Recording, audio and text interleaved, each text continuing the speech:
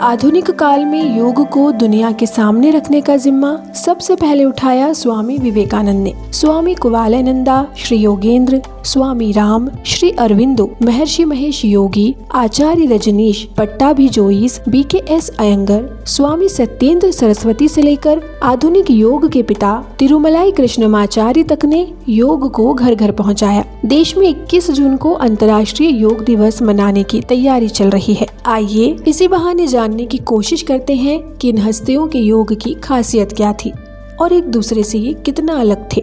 स्वामी रामकृष्ण परमहंस के शिष्य स्वामी विवेकानंद ने राजयोग को पश्चिमी देशों में लोकप्रिय बनाया। यह वास्तव में योग के जनक महर्षि पतंजलि के योग सूत्र का ही आधुनिक रूपांतरण है।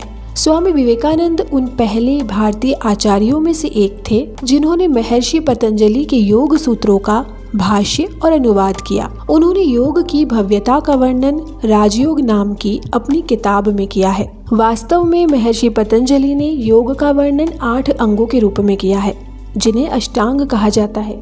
ये है यम यानी संयम, नियम यानी पालन, आसन यानी योग के आसन, प्राणायाम यानी सांस पर नियंत्रण, प्रत्याहार यानी इंद्रियों को वापस लेना, धारणा यानी एकाग्रता, ध्यान और समाधि। मध्यकालीन युग में तो योग सूत्र का अनुवाद 40 से अधिक भारतीय भाषाओं के साथ ही अरबी में किया गया था, लेकिन आधुनिक काल में इसे लगभग भुला दिया गया था। स्वामी विवेकानंद ने योग सूत्र को राजयोग के रूप में फिर से जीवित किया और पश्चिम तक लेकर गए। आज भी पश्चिम की योग परंपरा में स्वामी विवेकानंद के योग का ही असर दिखता है। उन्होंने पश्चिम में लोगों को योग सूत्र सीखने के लिए प्रोत्साहित किया था। जैन धर्म की 5 प्रतिज्ञाएं और भगवान बुद्ध के अष्टांगिक मार्ग भी पतंजलि योग सूत्र में समाहित मिलते हैं। वैसे महर्षि पतंजलि के अष्टांगों में से आधुनिक समय में 3 ही मुद्राओं आसन, प्राणायाम और ध्यान को प्रमुखता दी जाती है। वैसे तो 84 प्राणायाम प्रमुख है, पर आजकल इनमें भी अनुलोम विलोम, भस्त्रिका, कपालभाति, उद्गीत, नाड़ी शोधन, भ्रामरी, बाह्य और प्रणव प्राणायाम का ही अधिक महत्व है। आधुनिक काल यानी कि 1700 से 1900 ईस्वी में महर्षि रमन, रामकृष्ण परमहंस योगानंद के जरिए जिस योग का विकास हुआ वह भी राजयोग ही है। इसी दौर में वेदांत, भक्ति योग, नाथ योग और हठ योग का भी विकास हुआ। ज्ञान योग के एक स्रोत को ही वेदांत कहा जाता है, जो किसी भी व्यक्ति को ज्ञान हासिल करने के लिए प्रोत्साहित करता है। वास्तव में वैदिक साहित्य का अंतिम भाग उपनिषद है, इसीलिए इसको वेदांत कहा जाता है। वेदांत की भी 3 शाखाएं प्रमुख रूप से सामने आती है। इनमें अद्वैत वेदांत, विशिष्ट अद्वैत और द्वैत शामिल है। इन तीनों शाखाओं के प्रवर्तक थे आदि शंकराचार्य, रामानुज और माधवाचार्य। समकालीन समय में आचार्य प्रशांत भारत में वेदांत दर्शन के प्रचार प्रसार में लगे हैं। हालांकि देश से बाहर उनके बारे में लोगों को अभी कम जानकारी है। जहाँ तक भक्ति योग की बात है तो इसका मतलब है अपने इष्ट के प्रति अनुराग रखकर आंतरिक विकास करना। इसमें भजन कीर्तन और सत्संग भी समाहित होते हैं। वास्तव में ज्ञान योग हो या भक्ति योग, ये भगवत गीता में बताए गए मोक्ष प्राप्ति के 3 मार्गों में से 2 हैं। तीसरा मार्ग है कर्म योग। कई बार हठ योग को नाथ परंपरा से जोड़ा जाता है, जिसका मतलब बल से है। दरअसल आधुनिक काल में जिस योग का अभ्यास किया जाता है वह योग का यही रूप है, जिसमें शारीरिक व्यायाम, आसन और सांस के अभ्यास पर ध्यान दिया जाता है। योग की बिल्कुल प्रारंभिक प्रक्रिया को ही हठ योग कहा जाता है, जिससे शरीर ऊर्जा के उच्च स्तर को बनाने में सक्षम होता है। वहीं नाथ योग की स्थापना का श्रेय मत्स्येंद्र और गोरक्षनाथ को जाता है। नाथ योग का प्रभाव अद्वैत वेदांत और भक्ति योग पर भी दिखता है। इन्हीं दोनों को हठ योग की स्थापना का श्रेय भी कई बार दिया जाता है, क्योंकि नाथ योग और हठ योग में कई समानताएं देखने को मिलती है।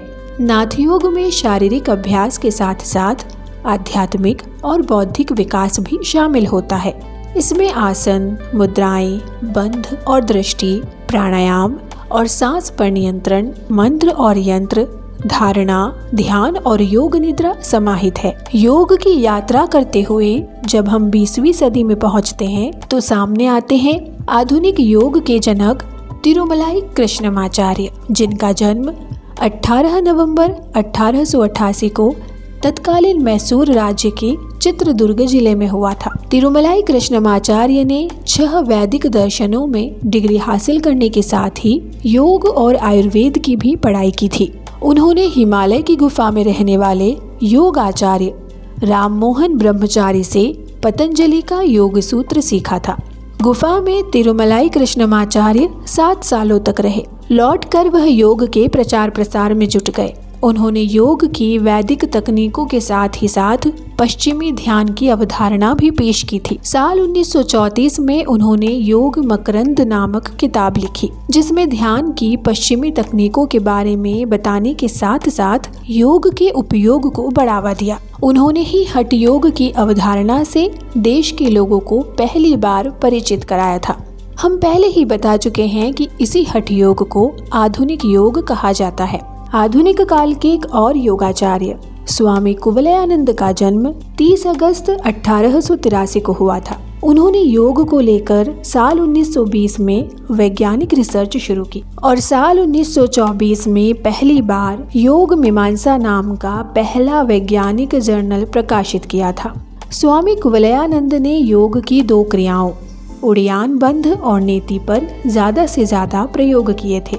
साल 1924 में उन्होंने कैवल्य धाम स्वास्थ्य एवं योग अनुसंधान केंद्र की स्थापना की थी, जहां योग को लेकर उनकी ज्यादातर रिसर्च हुई। इसके बाद ही आधुनिक योग पर उनका अच्छा खासा प्रभाव दिखने लगा। उन्होंने लोनावला में पहले यौगिक अस्पताल की भी स्थापना की थी। 15 अगस्त 1872 को कलकत्ता में जन्मे अरविंदो घोष को ही हम लोग श्री अरविंदो के नाम से जानते हैं। वह स्वाधीनता सेनानी थे तो वहीं दार्शनिक, कवि और योगी भी। उन्होंने आध्यात्मिक विकास के जरिए संसार को ईश्वरीय अभिव्यक्ति के रूप में स्वीकार किया था, यानी उन्होंने नव्य वेदांत दर्शन को प्रतिपादित किया था। महर्षि महेश योगी ने ट्रांसेंडेंटल मेडिटेशन यानी भावातीत ध्यान को प्रतिपादित किया और इसे पूरी दुनिया तक पहुंचाया। अमेरिका से विदेश यात्रा शुरू कर हॉलैंड तक पहुंचाया और फिर वहीं स्थायी निवास बना लिया था। महर्षि महेश योगी का जन्म 12 जनवरी 1918 को छत्तीसगढ़ में हुआ था और उन्होंने इलाहाबाद विश्वविद्यालय से फिजिक्स में ग्रेजुएशन किया था। इसके बाद 13 साल ज्योतिर्मठ के शंकराचार्य स्वामी ब्रह्मानंद सरस्वती के पास रहकर शिक्षा ग्रहण की और उनकी मौजूदगी में रामेश्वरम में 10,000 बाल ब्रह्मचारियों को आध्यात्मिक योग और साधना की दीक्षा दी थी। साल 1957 से उन्होंने भावातीत ध्यान का आंदोलन चलाया और साल 1968 में रॉक बैंड बीटल्स के सदस्य उनके आश्रम में पहुंचे तो भावातीत ध्यान की गूंज पूरी दुनिया तक सुनाई पड़ने लगी। BKS अयंगर यानी बेल्लूर कृष्णमचारी सुंदर राज अयंगर का जन्म 14 दिसंबर 1918 को हुआ था। उन्होंने अयंगर योग की स्थापना की और इसे पूरी दुनिया तक पहुंचाया। आधुनिक ऋषि के रूप में जाने जाने वाले BKS अयंगर ने साल 1975 में योग विद्या नाम से एक संस्थान की स्थापना की और फिर देखते ही देखते देश दुनिया में इसकी 100 से अधिक शाखाएं खोली। समकालीन समय में भारतीय योग को यूरोप में फैलाने वालों में उनका नाम अग्रणी है। इनके अलावा श्री योगेंद्र, स्वामी राम, आचार्य रजनीश, पट्टाभिजोईस और स्वामी सत्येंद्र सरस्वती जैसी महान हस्तियों ने पूरी दुनिया में योग को फैलाया। BKS अयंगर के बाद बाबा रामदेव जैसे योग गुरु योग का सरलीकरण कर इसे देश विदेश में पहुंचा रहे हैं।